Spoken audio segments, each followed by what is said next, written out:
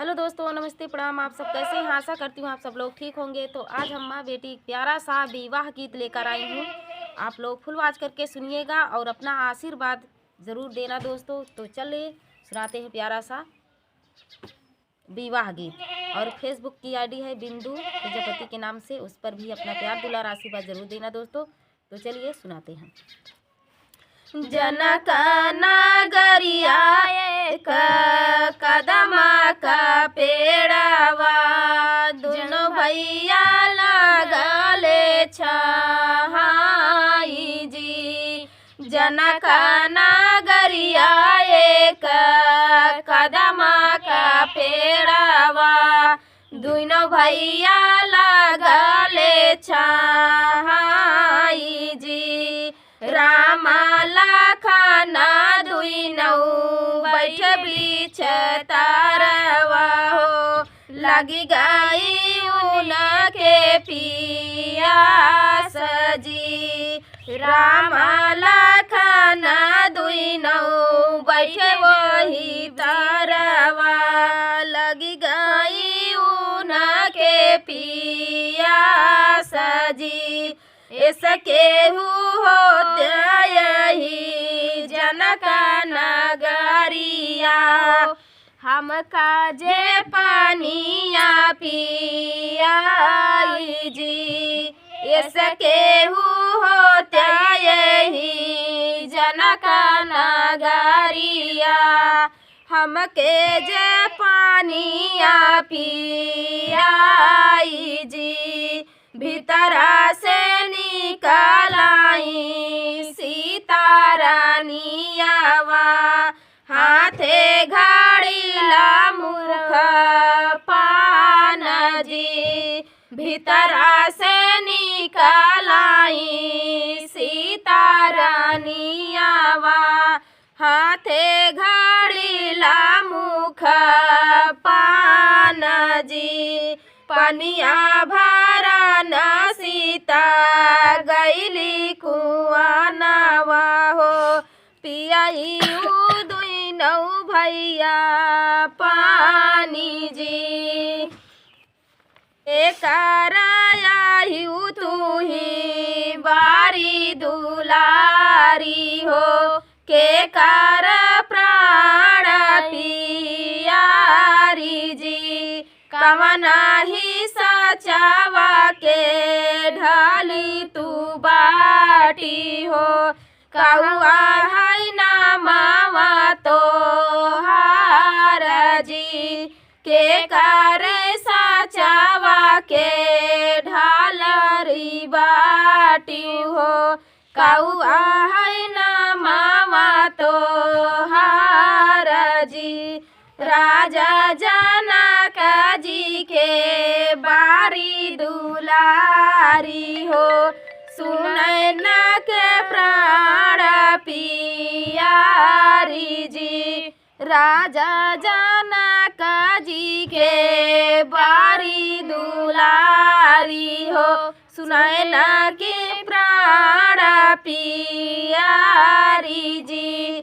ब्रह्मा जी के यही हम सचवा के ढाली हो, सीता जे नामवा हमार जी।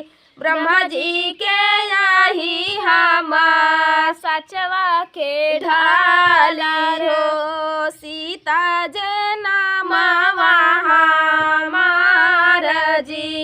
राम पियाई लक्ष्मण मुहवा जे देखाई, देखी देखी मुँह बिचकाई जी। राम पियाई लक्ष्मण मुहवा जे देखाई, देखी देखी मुँह बिचकाई जी। बनिया पिया भैया जतिया ना पूछा हो, जतिया का कराना विचार जी। बनिया पिया भैया जतिया ना पूछा हो, जतिया के कराना विचार जी। एतनी वचन जब सुन श्री रामचंद्र मन नहीं माना मूसा काई जी। एतनी वचन जब सुन श्री रामचंद्र मन ही माना मूसा काई जी। बतिया तो सुना मोरे लक्ष्मण भैया हो, एतवाही तोहरी भाऊजाई जी। बतिया तो सुना मोरे लक्ष्मण भैया हो, एतवाही तोहरी भाऊजाई जी। जब आही तो भैया हमारी भौजाइया हो, लैके चलाया पाने के देश जी।